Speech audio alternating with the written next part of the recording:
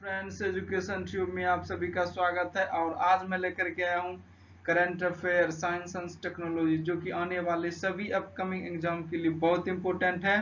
तो यह साइंस और टेक्नोलॉजी का बहुत इंपॉर्टेंट क्वेश्चन है, जो कि हमने 2019 में घटे घटनाओं से लिया गया है। तो लगाते हैं यह इंपॉर्टेंट क्वेश्चन। भारत द्वारा 27 मार्च 2019 को निम्नलिखित में से किस एंटी सैटेलाइट मिसाइल का प्रक्षेपण किया गया है? तो यहाँ पे ऑप्शन ए है मिशन अंतरिक्ष, ऑप्शन बी है मिशन गगन, सी मिशन शक्ति, डी मिशन डिस्ट्रक्शन। तो आप यहाँ पर राइट आंसर सेलेक्ट करिए। तो इसका राइट आंसर होगा मिशन शक्ति। मिशन शक्ति जो है 27 मार्च 2019 को एक एंटी सैटेलाइट मिसाइल का प्रक्षेपण किया गया था। तो उस मिसाइल प्रक्षेपण का नाम मिशन शक्ति दिया गया था। तो यहाँ जानते हैं इसके विस्तार से इसके बारे में।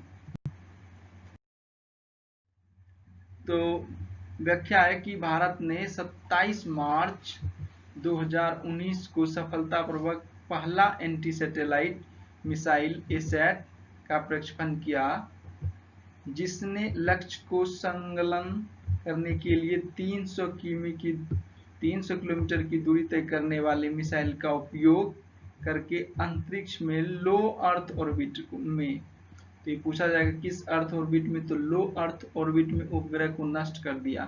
तो आपको बता दें किस प्रकार की आधुनिक क्षमता हासिल करने वाला भारत चौथा देश बन गया है।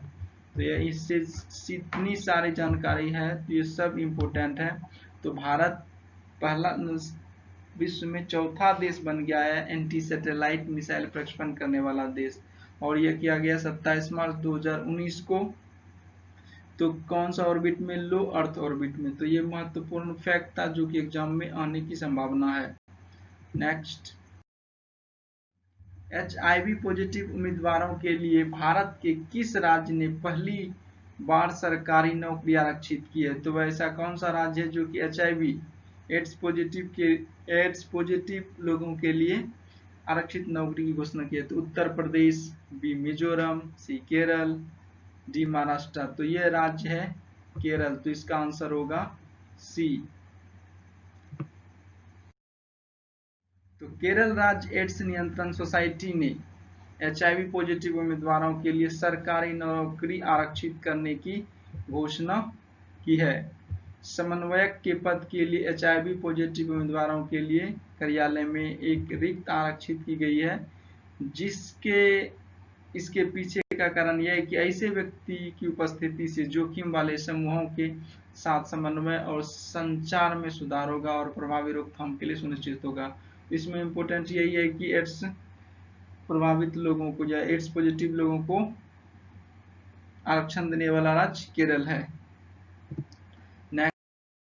निम्न में कौन सा जीव चंद्रमा प्रदूषण से जुड़ा हुआ है?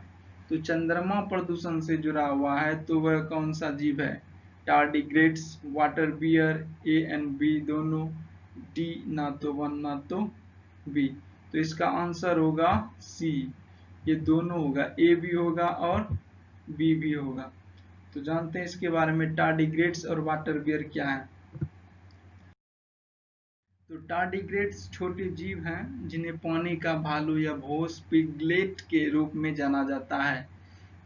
उनके 8 पैर होते हैं। तो कितने पैर होते हैं? तो 8 पैर और हाथ हैं, जिनमें से प्रत्येक 4 से 8 पंजे हैं। यह कहा जाता है कि वे पृथ्वी पर सबसे कठिन और सबसे लचीले जीवों में से एक हैं। हाल ही में हुई विकास और रिसर्च के अनुसार ये छोटे जानवर चंद्रमा को प्रदूषित कर रहे हैं।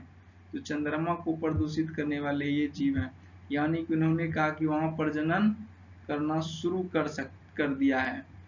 तो ये जीव है, कौन से जीव है? टार्डिग्रेड्स और वाटर बियर। किस प्रकाश के संपर्क में आने से उम्र बढ़ने में तेजी आ सकती है? तो उम्र बढ़ने में तेजी आ सकती है किस प्रकाश के संपर्क में आने पर? ए नीली लाइट, बी रेड लाइट, सी पीली लाइट, उपरोक्त में से कोई नहीं। तो इसका आंसर होगा ए नीली लाइट के संपर्क में आने पर आदमी जल्दी बूढ़ा हो सकता है। तो जानते हैं इसके बारे में। व्याख्या। ओरेगन स्टेट यूनिवर्सिटी के अनुसार लंबे समय तक नीली रोशनी के संपर्क में रहने से उम्र बढ़ने में तेजी आ सकती है, भले ही यह आपकी आंखों तक ना पहुंचे। फोन, कंप्यूटर और घर से निकलने वाली लाइट भी हानिकारक होती है। नई शोध से पता चला है कि प्रकाश उत्सर्जक डायोड जो नीली तरंगों का उत्पादन करता है वो मस्तिष्क और रेटिना की कोशिकाओं को नष्ट कर देता है। तो ये था व्याख्या। किस महाद्वीप में वैज्ञानिकों ने आयरन की दुर्लभ समस्थानिक रेयर आइसोटोप के कण पाए हैं? तो कौन सा महाद्वीप है? Africa, Antarctica, Europe, Australia. तो वो द्वीप है अंटार्कटिका। तो आंसर होगा बी। हाल ही के एक विकास में वैज्ञानिकों ने अंटार्कटिका में बर्फ के एक दुर्लभ आइसोटोप Fe60 के कण पाए हैं। यह माना जाता है कि वे पास के सुपरनोवा से उत्पन्न हुए हैं। वैज्ञानिकों के अनुसार इससे अतिरिक्त अंतरतारकीय धूल के बादलों इंटरस्टेलर डस्ट क्लाउड्स की संरचना और उत्पत्ति को समझने में मदद मिलेगी। चंद्रयान 2 मिशन किस व्हीकल द्वारा लॉन्च किया गया था? तो वह लॉन्चिंग व्हीकल इनमें से कौन है? GSLV Mark 3, PSLV C11 या 1 बोल सकते हैं, GSLV F11, PSLV 45। तो इसका आंसर होगा ए, GSLV Mark 3 के द्वारा चंद्रयान 2 मिशन लॉन्च किया गया था। तो चंद्रयान 2 चंद्रमा के लिए दूसरा मिशन है जिसे भारत ने geo synchronous satellite launch vehicle GSLV Mark 3 द्वारा 22 जुलाई 2019 को लॉन्च किया गया था। तो यह GSLV Mark 3 बहुत इंपॉर्टेंट है। यह 19 अगस्त 2019 को चंद्रमा की कक्षा में पहुंचा। लैंडर के क्रैश लैंडिंग के बावजूद इसरो ने पुष्टि की कि सभी उपकरण ऑर्बिटर में हैं और यह अच्छी तरह से काम कर रहा है। 2019 में रसायन विज्ञान में नोबेल पुरस्कार किस विकास के लिए दिया गया है? लिथियम आयन बैटरी के विकास के लिए, प्रोटीन विकसित करने के लिए, क्रायो इलेक्ट्रॉन माइक्रोस्कोपी विकसित करने के लिए, उपरोक्त में से कोई नहीं। तो ये इसका आंसर होगा ए, 2019 का नोबेल प्राइज रसायन के क्षेत्र में जो दिया गया रसायन विज्ञान में तो दिया है लिथियम आयन बैटरी के लिए। अभी 2020 का नोबेल पुरस्कार भी जारी हो गया है। यह वीडियो मैं बहुत जल्दी बनाऊंगा 2020 नोबेल पुरस्कार विजेताओं का। तो इसका व्याख्या कि लिथियम आयन बैटरी के विकास के लिए रसायन विज्ञान 2019 में नोबेल पुरस्कार के प्राप्तकर्ता John B Goodenough, M Stanley Whittingham and Akira Yoshino है। क्या आप जानते हैं कि इस हल्की, रिचार्जेबल और शक्तिशाली बैटरी का उपयोग मोबाइल फोन से लेकर लैपटॉप, इलेक्ट्रिक वाहनों तक में किया जा सकता है। इतना ही नहीं, यह सौर और पवन ऊर्जा से भी महत्वपूर्ण मात्रा में ऊर्जा संग्रहित कर सकती है, जिसमें जीवाश्म ईंधन मुक्त समाज बनाना संभव होगा। द्विधारी विकार बाइपोलर डिसऑर्डर के बारे में निम्नलिखित में से कौन सा कथन सही है? यह एक मानसिक स्वास्थ्य की स्थिति है। इस विकार के रोगी तीव्र मनोदशा से गुजरते हैं। इस विकार के मरीजों को योजना और निर्णय लेने में कठिनाइयों का सामना करना पड़ता है। उपरोक्त सभी सही है। तो मैं बताऊं कि ये सारे सही हैं। उपरोक्त सभी, डी होगा इसका आंसर। तो बाइपोलर डिसऑर्डर एक मानसिक स्वास्थ्य स्थिति है जिसमें रोगी तीव्र मनोदशा से गुजरते हैं, जो अवसाद और मूड स्विंग से गुजरते हैं। शोध के बाद वैज्ञानिकों ने पाया कि ऐसे रोगी अपने सामान्य चरणों में भी सूचना के प्रसंस्करण के मामले में कुछ अवशिष्ट हानि उठाते हैं। अध्ययन National Institute of Mental Health and Neuro Science Bengaluru of Akhil Bharatiya Ayurvigyan संस्थान नई दिल्ली के संयुक्त शोधकर्ताओं द्वारा किया गया। ये बाइपोलर डिसऑर्डर से जुड़े बीमारी का बहुत सारी व्याख्या है, आप इसको पॉज करके पढ़ सकते हैं। निम्नलिखित में से किस संस्थान से नेपाल ने अपना पहला सैटेलाइट नेपाली सेट 1 लॉन्च किया है? USA, India, China, European union. तो नेपाली सेट 1 यूएसए द्वारा लॉन्च किया गया है। यह नेपाल का पहला सैटेलाइट है जो यूएसए ने लॉन्च किया है। व्याख्या: नेपाली सेट 1 उपग्रह नेपाल द्वारा 18 अप्रैल 2019 को संयुक्त राज्य अमेरिका में वर्जीनिया से सफलतापूर्वक लॉन्च किया गया था। इसका उद्देश्य हिमालयी राष्ट्र की विकृति भौगोलिक जानकारी एकत्र करना है। निम्नलिखित में से कौन सा देश सबसे पहले चंद्रमा के डार्क साइड में पहुंचा? भारत, यूएसए, चाइना, रसिया। तो डार्क क्षेत्र में पहुंचने वाला देश है चाइना, चीन। इसका आंसर होगा सी। चीन का चेंज 4 पहली बार चंद्रमा के पिछली तरफ या डार्क साइड पर पहुंचा। जीका वायरस का नामकरण किस देश के जीका 1 के नाम पर किया गया था? तो Nigeria, Angola, Nicaragua, Uganda. Zika virus का नामकरण युगांडा देश के नाम पर किया गया, तो आंसर होगा डी। जीका वायरस का पहली बार 1947 में युगांडा में वैज्ञानिकों द्वारा पता लगाया गया था, जब वे पीले बुखार पर शोध कर रहे थे। जीका वायरस का नाम युगांडा के जीका फॉरेस्ट के नाम पर रखा गया था। स्थानीय भाषा के शब्द में जीका का अर्थ होता है अतिवृद्धि, ओवरग्रोन।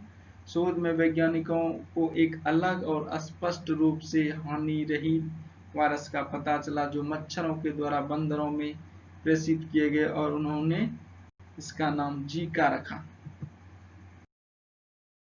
किस देश ने दुनिया का पहला तैरता हुआ परमाणु संयंत्र वर्ल्ड फर्स्ट फ्लोटिंग न्यूक्लियर विकसित किया? भारत, चीन, यूएसए, रूस।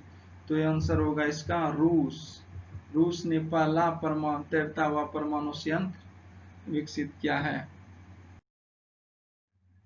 14 सितंबर 2019 को रूस का दुनिया का पहला तैरता हुआ परमाणु संयंत्र बनकर पूरा हो गया है। यह देश के सुदूर पूर्व में लगभग 5000 किलोमीटर आर्कटिक स्थानांतरण पर है। फ्लोटिंग न्यूक्लियर पावर प्लांट का नाम है द अकाडेमिक लोमोनोसोव। यह चुकोटका के स्वायत्त जिले पेवेक से साल के अंत तक संचालित होना शुरू हो जाएगा। यह लगभग 1000 लाख, सोच सकते हैं, इकाई दहाई सैकड़ा हजार 10,000 लाख, 1 लाख लोगों को ऊर्जा प्रदान करेगा और तेल प्लेटफार्मों को भी पावर देगा। शोधकर्ताओं के अनुसार शुद्ध कार्बन की पहली स्थिर रिंग में कितने परमाणु होते हैं? तो शोधकर्ताओं के अनुसार कार्बन की स्थिर रिंग में कितने परमाणु होते हैं? तो होते हैं 18 परमाणु होते हैं। तो इसका आंसर होगा ए। ऑक्सफोर्ड यूनिवर्सिटी और आईबीएम रिसर्च लैब्स केमिस्टों ने हासिल किया कि शुद्ध कार्बन का पहला रिंग के आकार का स्थिर अणु 18 परमाणुओं का एक चक्र है। कार्य को हाल ही के एक अंक विज्ञान में प्रकाशित किया गया था। सर्कुलर कार्बन अणुओं को साइक्लोकार्बन के रूप में जाना जाता है और सबसे छोटी इस तरह की रिंग में 18 परमाणु शामिल होते हैं जिन्हें बताया गया ये स्थिर हैं। किस अंतरिक्ष एजेंसी ने प्रथम निकटवर्ती super earth first near by super earth की खोज की? NASA, ISRO, ESA, CNSA. तो इसका खोज किया है the National Aeronautics and Space Administration, NASA ने। तो आंसर होगा ए। नासा के उपग्रहों ने पहले निकटवर्ती सुपर अर्थ की खोज की थी। यह एक ऐसा ग्रह है जो संभवतः जीवन का समर्थन कर सकता है। अंतर्राष्ट्रीय खगोलविदों की टीम ने प्रकाशन, खगोल विज्ञान और खगोल भौतिकी में अपने निष्कर्षों की घोषणा की है। नई खोज को एक्सोप्लैनेट के रूप में जाना जाता है। यह मूल रूप से एक ग्रह है जो हमारे सौरमंडल के बाहर एक स्टार की परिक्रमा करता है। कौन सा संयुक्त राष्ट्र संगठन क्रिप्टो करेंसी में डोनेशन स्वीकार करने वाला पहला संगठन बन गया है? तो क्रिप्टो करेंसी में डोनेशन एक्सेप्ट करने वाला देश पहला संगठन कौन सा है? ए IFAD, यूनिसेफ, ए और बी दोनों, ना तो डी, ना तो ए ना तो बी। तो 15 का आंसर होगा यूनिसेफ। तो बी है आंसर इसका।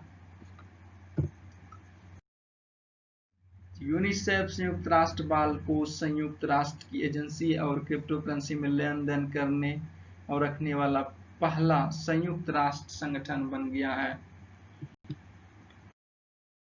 Thanks for watching, like share and subscribe. इस तरह की वीडियो मैं लेकर के आ रहा हूँ। हमारे चैनल को विजिट करिए, वहाँ पर बिहार दरोगा से रिलेटेड बहुत सारा मैंने वीडियो अपलोड किए हैं, आप उसको प्लेलिस्ट में जाकर के देख सकते हैं। Thanks for watching again.